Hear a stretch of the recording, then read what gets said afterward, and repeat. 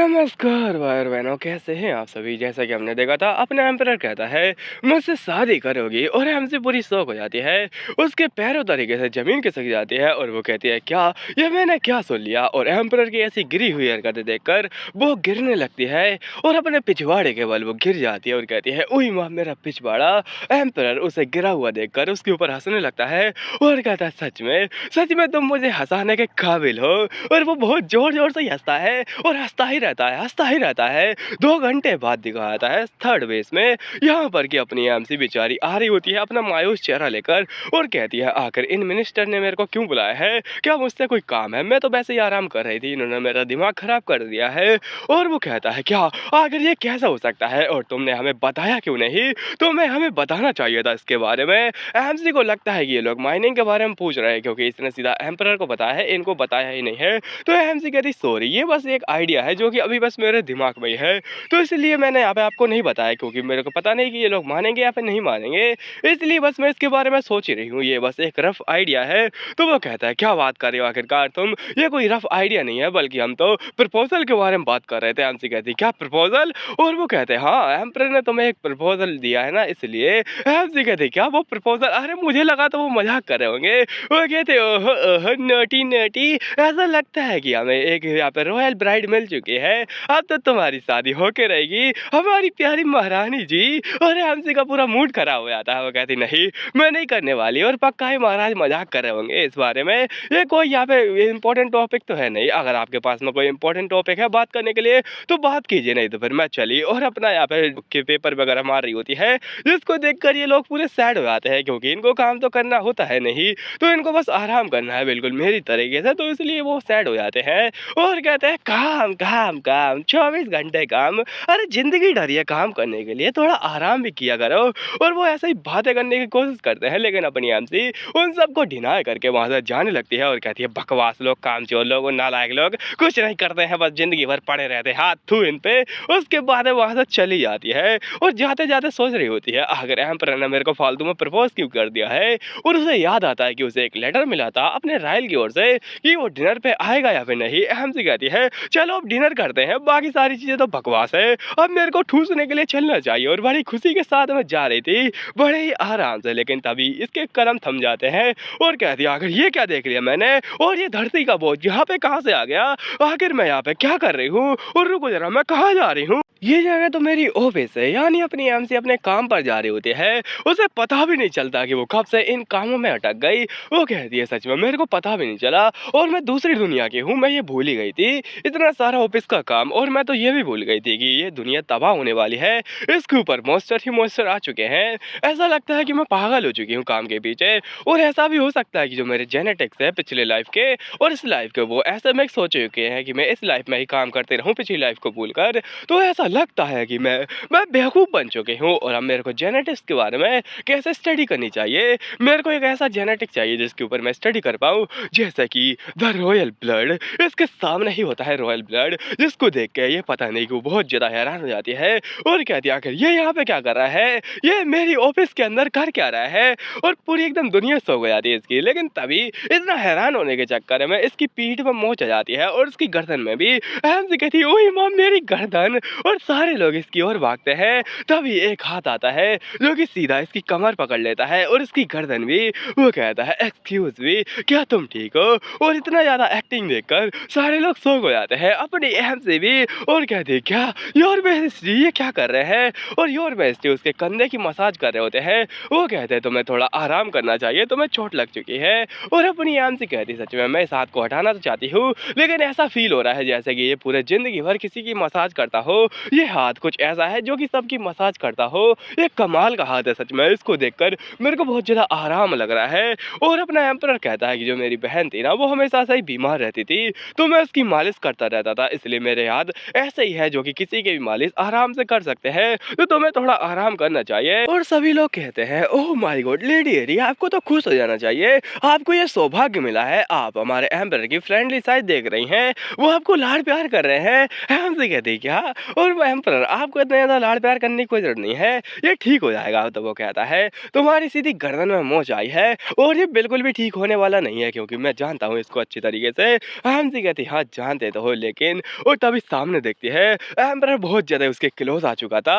और हाँ, यहाँ पे आएगा ट्विस्ट। अपने यहाँ से देखते हैं कि साइड में गेट पर कोई बंदा है जो कि बहुत ज़्यादा गुस्से में है और बहुत ज़्यादा सैड है, जैसे मानो कि एम्परर का खून पी जाएगा। और वो होता है अपना रायल। अब देखते हैं क्या होता है, क्योंकि ये देख चुका है एम्परर बहुत ज़्यादा ही पास आ रहा है। और अगर इसने सुन लिया होगा कि एम्परर ने अपनी एमसी को प्रपोज किया है, तो क्या से क्या हो जाएगा देखते देखते। अपनी एमसी कहती है, हाँ रायल तुम यहाँ पे आ चुके हो। और एम्परर अपना हाथ हटा लेता है। एम्परर कहता है, हाँ ये ठीक हो जाएगा जल्दी ही, और तुम्हें आराम करना चाहिए, तुम आज के लिए आराम कर सकते हो। और ऐसा लगता है कोई तुम्हें लेने आया है। ये होता है अपना रायल। और रायल कहता है, एम्परर तुझसे ग्रेट हो, तोहफा कबूल कीजिए। वो कहता है, ठीक है तुम्हारा तोहफा अपने पास ही रखो और आराम से अब तुम इसको लेके जा सकते हो, थैंक यू तुम्हारा। और वो कहता है, धन्यवाद आपका। और एम्परर कहता है, मैं तुम्हारे लिए एक मेढ़ी भेज दूंगा ताकि इसका ख्याल रख पाए। और वो अपनी एमसी को लेके चला जाता है। पीछे से एम्परर बड़े अजीब तरीके से हंस रहा होता है और आ गए ये अपनी जलाते हुए जा रहा होता है एमसी को लेकर, और बड़ी जोर से पकड़ा होता है। एमसी भी पीछे देखती है और कहती है, अभी तक महाराज ने हमें आज्ञा नहीं दी है मेरे को ले जाने की, तो वो पक्का ही यहाँ पे हमको रोकेगा।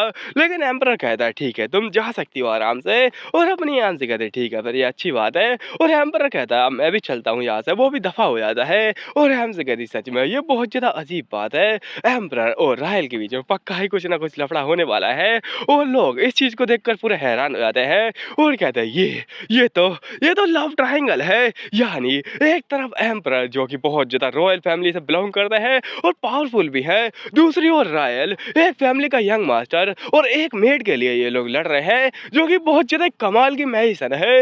यानी ये टकरार, ये दरार, ये बहुत ज्यादा कमाल का होने वाला है जो भी ये होगा।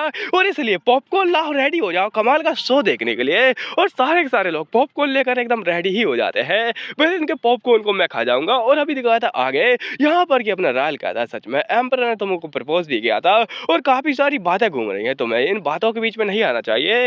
एमसी कहती, हाँ सच में मुझे लगा था कि कुछ छोटी मोटी बातें होंगी, लेकिन कब ये रूमर बन गए मुझे पता भी नहीं चला। और रायल कहता है, तुम्हें इन चीजों का ध्यान रखना चाहिए।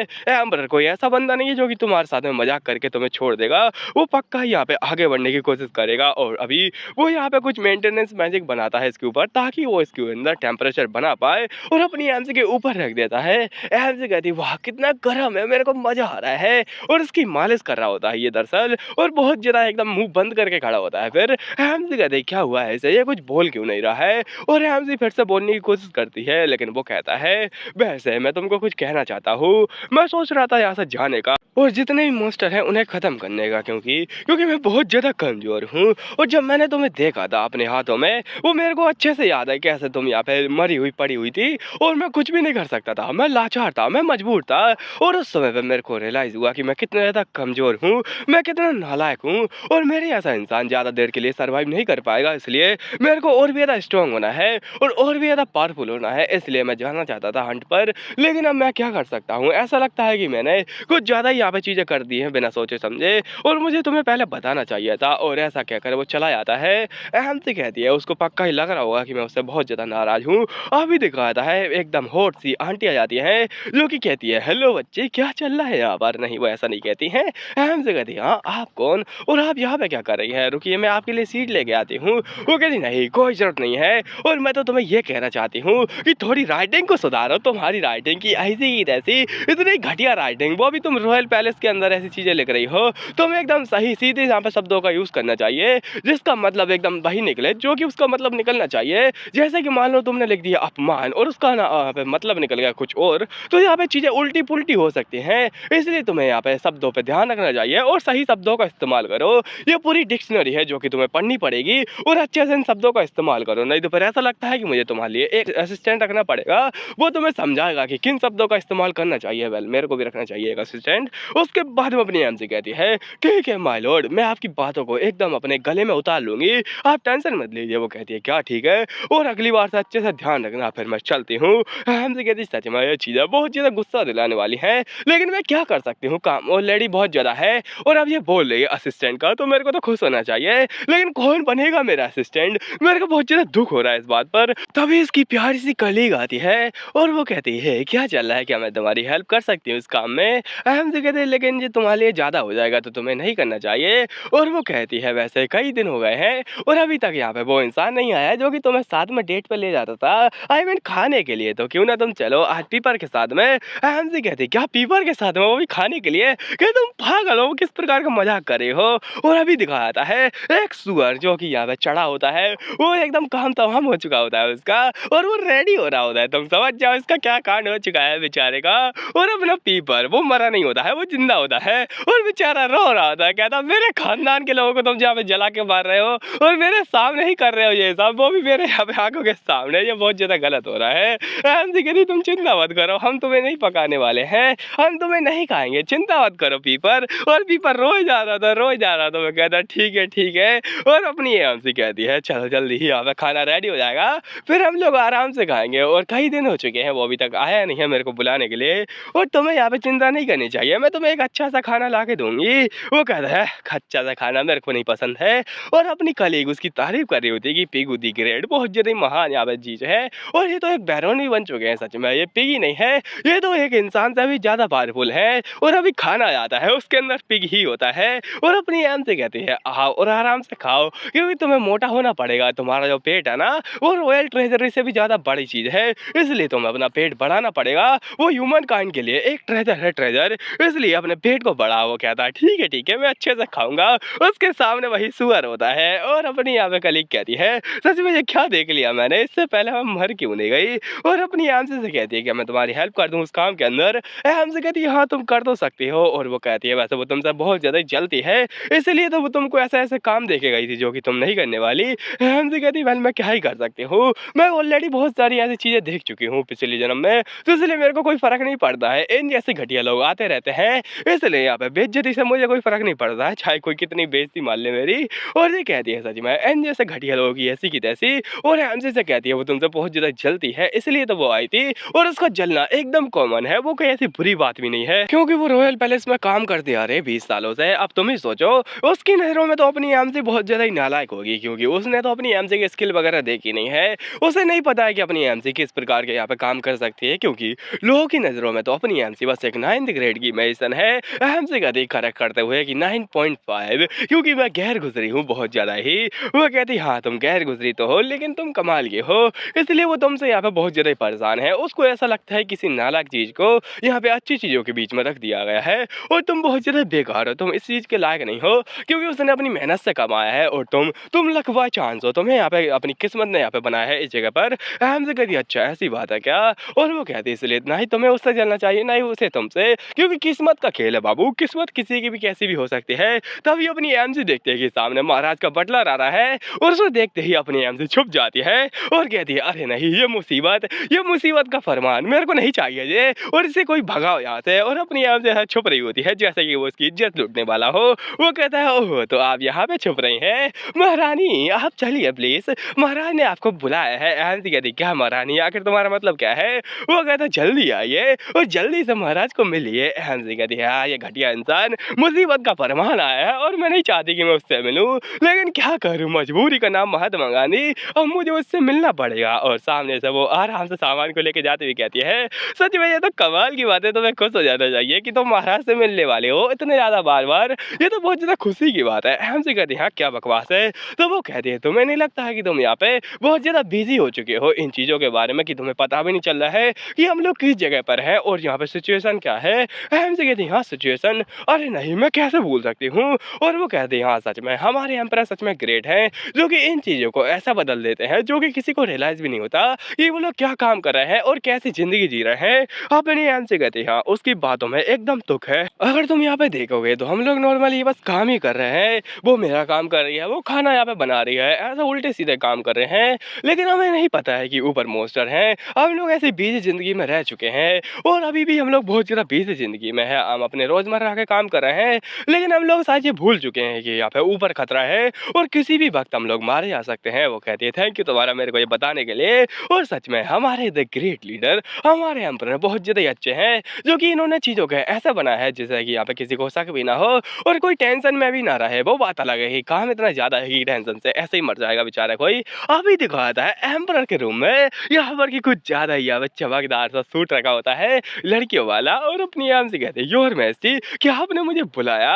और योर मैजेस्टी का कमरा दिखाया था यहाँ पर कि आराम से बैठा होता है, चारों तरफ बस फूल ही फूल बिखरे होते हैं और एकदम ब्यूटीफुल सा माहौल होता है। इतनी महंगी-महंगी चीज़ें रखी होती है साइड में कि मैं क्या ही बताऊँ, पूरा एम्पायर इससे बिक जाएगा। हमसे कहती है हाँ, ये क्या चल रहा है और ये मैं किस जगह आ चुकी हूँ? कहीं ये कोई रॉयल ट्रेजरी तो नहीं है और यहाँ पे इतने सारे फूल क्यों बिखरे हुए हैं? वो कहता है एक फूल को लोगों ने फूल चढ़ाए हैं इसलिए तो यहाँ पे इतने सारे फूल बिक रहे हैं और तो और फूलों की बारिश भी हो रही होती है। ऐसा लगता है कि अपने एम्परर ने बहुत ज्यादा खर्चा किया है और वो अपनी एमसी को इम्प्रेस करने वाला है। एमसी कहती है लेकिन इतना सारा तामझाम किस लिए? तो वो कहता है कुछ नहीं। और कहता है मैं समझ में नहीं आ रहा है, तुम्हारे सामने इतने सारे फूल बिखरे हुए हैं, एक ड्रेस है, कई सारी चीजें हैं जो कि बहुत ज्यादा महंगी है और एक हैंडसम सा आदमी तुम्हारे सामने खड़ा हुआ है जो कि पूरी एम्पायर में तुम्हें नहीं मिलेगा, इतना ज्यादा हैंडसम है वो। एमसी कहती है हैंडसम? सॉरी मेरे को यहाँ पे कुछ यहाँ पे गलत सुनाई दिया क्या? एम्पर कहता है क्या कहा तुमने? और उसके पास में आ रहा होता है और बहुत ज्यादा ही पास से आता है। वो अपनी एमसी से नजरें मिला रहा होता है और एमसी की नजरें भी उससे मिलती हैं, दोनों के दोनों शौक होते हैं। और एमसी कहती है ये कहीं मेरे को प्रपोज तो नहीं करने वाला ना, आखिर ये मेरे पीछे क्यों पड़ा हुआ है? और वो गुस्सा हो जाती है, वो कहती है योर मैजेस्टी आखिर आप ये सब क्यों कर रहे हैं और आप मेरे को बार बार प्रपोज क्यों कर रहे हैं? क्या ये कोई मजाक है जो कि आप मेरे साथ में कर रहे हैं? और आपको ऐसा तो नहीं करना चाहिए, आप मेरे को फोर्स तो नहीं करेंगे ना शादी करने के लिए? और हाँ मेरा ऐसा कोई मूड नहीं है। वो कहता है क्या तुम्हें ऐसा लगता है कि मैं यहाँ पे ये सब करने वाला हूँ? और सच में अपने आप को देखो। और क्या तुम्हें मेरा नाम भी पता है? एमसी कहती है आपका नाम? वेल आपका नाम तो मेरे को भी नहीं पता है। और हाँ इसका नाम होता है काइलोस, जो कि काफी ज्यादा बढ़िया नाम है, मेरे को तो अच्छा लगा क्योंकि यहाँ पे बाकी सारे जो इसके नाम थे, मतलब इसका बहुत ज्यादा लंबा नाम है तो मैंने इतना ज्यादा काट कूट के बस काइलोस रखा है। तो ये काइलोस जो है ना वो सेकंड प्रिंस है, ये कोई फर्स्ट प्रिंस था ही नहीं। और हाँ क्योंकि अब फर्स्ट प्रिंस था वो वॉर में मारा जा चुका था तो ये राजा बन चुका है और इसलिए अपना नाम यहाँ पे चेंज करके जो फर्स्ट प्रिंस का नेम था उसको यहाँ पे चेंज कर लिया है। हमसे कहते क्या मतलब कि आपका नाम ये यहाँ पे रियल नेम है ही नहीं? वो कहता है हाँ, और हाँ चीजें बहुत ज्यादा अलग हैं। तुम्हें क्या लगता है कि मैं कैसा इंसान था? मैं एक सेकंड प्रिंस होने के नाते बहुत ही ज्यादा अय्याश था, मैं कभी भी यहाँ पे किसी के सामने नहीं आया, मैं यहाँ पे कोई राजा बनने के बारे में सोच ही नहीं रहा था, कभी नहीं सोचा था मैंने। और बस मैं तो सोच रहा था कि दूसरी किंगडम में जाऊं और वहां पे जाके आराम करूं, पढ़ाई करूं और आर्ट को निहारूं, आर्ट की तारीफ करूं। लेकिन जैसा कि तुम जानती हो सारे के सारे लोग तबाह हो गए, बस मैं ही बचा और उसी के चक्कर में इस सिंहासन से मैं बंध गया, मैं इसको छोड़ भी नहीं सकता हूँ। अगर मेरे को जिंदा रहना है तो मेरे को इस जगह को भी जिंदा रखना पड़ेगा। हमसे कहती मैं माफी चाहती हूँ मेरी बदतमीजी के लिए। और एम्परर कहता है सच में क्या तुम्हें पता है कि मैं अगर तुमसे शादी करना ही क्यों चाहता हूँ? हमसे पूरी शौक हो जाती है और वो कहता है मैं इसलिए तुमसे शादी नहीं करना चाहता कि मुझे तुम पसंद हो, मैं बस यहाँ पे जल्दी से जल्दी एक अच्छी सी ब्राइड को ढूंढकर एक अच्छा सा बच्चा पैदा करना चाहता हूँ और तुम उसके एकदम 100% लायक हो, तुम बहुत ज्यादा अच्छी काम की हो, तुम यहाँ पे बहुत ज्यादा संस्कारी हो, तुम बहुत ज्यादा क्यूट हो और तुम यहाँ पे बहुत ज्यादा बढ़िया घराने से आती हो। अपनी हमसे को वो ऐसा निहारा होता है जैसे कि अभी उसकी किस ले ले। हमसे कहती है आखिर ये किस प्रकार की बकवास है, ये मेरे से शादी करना चाहता है क्या? मेरे को नहीं करनी है और अगर तुम इस बारे में सोचो तो मैंने कभी सोचा ही नहीं है। और महाराज कहते हैं तुम कोई 9th ग्रेड की मेड नहीं हो, तुम कमाल की मेड हो जो कि यहाँ पे एम्पायर को सबसे पहली बार मिली है, तुमसे ज्यादा कमाल का मैसन मैंने आज तक नहीं देखा है और तुम मेरे लिए एकदम परफेक्ट रहोगी। और ऊपर से तुम उस समय पर आई हो जहाँ पर की लड़कियों की बहुत ज्यादा कमी चल रही है इस एम्पायर के अंदर, इसलिए यहाँ पे मैं सोच रहा हूँ कि मैं तुमसे शादी करूँ। क्योंकि मैं जिस जगह पर था वहाँ पर सो कॉल्ड हाई ब्रेन लोग रहते थे जो कि बहुत ज्यादा अमीर लोग थे, बस उनमें दिमाग नहीं था, ये बात अलग है। और हाँ जो लोग यहाँ पे जिनके अंदर दिमाग था लेकिन वो लोग गरीब थे, वो मेरे पास कभी आए ही नहीं। जैसे कि तुम्हारे ऐसे लोग, वो अगर यहाँ पे मेरे पास आते तो उस टाइम पे तबाह हो जाते क्योंकि वो था रॉयल पैलेस जिसके के अंदर मैं रहता था। और तुम लकी हो कि तुम इस जगह पे आ चुकी हो। और सोचो अगर यहाँ पे रॉयल पैलेस होता और सच में अगर मॉन्स्टर आए नहीं होते, नॉर्मल चीजें होती, तो तुम क्या मेरे पास में आ पाती? तुम्हें एक स्पाई डिक्लेयर कर दी जाती और तुम्हें अभी तक फांसी पे चढ़ा दिया जाता और तुम ऊपर पहुंच चुकी होती। अहम से कहती है महाराज मैं आपसे कहना चाहती हूँ कि मैं कोई नॉर्मल मेड नहीं हूँ। लेकिन वो कहता है कि उससे कोई फर्क नहीं पड़ता कि तुम कौन हो, लेकिन फर्क इससे पड़ता है कि अब तुम यहाँ पे आ चुकी हो और मुझे तुमसे शादी करनी है। हमसे कहती बकवास, अब ये बहुत ज्यादा ही हो चुका है और ऑफ कोर्स मेरा कोई मूड नहीं है इसे शादी करने का, लेकिन फिर भी मैं इसे डिक्लेयर कैसे करूँ, मैं कैसे कहूँ? और मैं यहाँ पे बिल्कुल भी मूड में नहीं हूँ कि मैं किसी की भावनाओं के बारे में जानूँ कि वो क्या सोचता है कि इंसान के बारे में और उसका जीवन कैसा रहा है। क्योंकि मैं किसी के दिल को खरीदना नहीं चाहती हूँ, लेकिन मैं बहुत ज्यादा चाहता हूँ। तो मैंने बहुत ज्यादा लोगों के दिल खरीदे हैं और अपनी आम से कह दिया सच में मेरा इसके अंदर कोई इंटरेस्ट नहीं है। और अपनी आम से कह भी देती है कि महाराज मुझे आपसे कुछ कहना है। महाराज कहते हैं कहो क्या कहना है? आम से कहती पहली बात तो मेरा कोई मूड नहीं है आपसे शादी करने का। दूसरी बात तो मैं एक मेड हूँ, तो आपसे मैं शादी नहीं करने वाली हूँ। और तीसरी बात, मैं अपनी पसंद के लड़के से शादी करूँगी। और ये भी कोई पॉइंट होता है? और वो हँसने लगता है बहुत ज़ोर-ज़ोर से और कहता है, सच में क्या?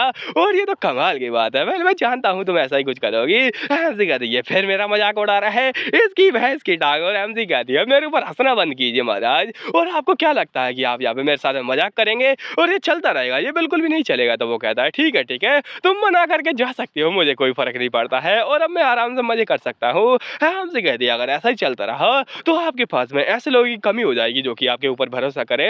और एम्परर कहता है, एरी क्या तुम्हें लगता है कि मुझे तुम्हारे वफादार होने से या फिर उस यंग मास्टर के वफादार होने से कोई फ़र्क पड़ता है? मैं नहीं चाहता कि तुम मेरे लिए वफादार रहो, लेकिन इस एम्पायर के लिए तुम्हें रहना पड़ेगा।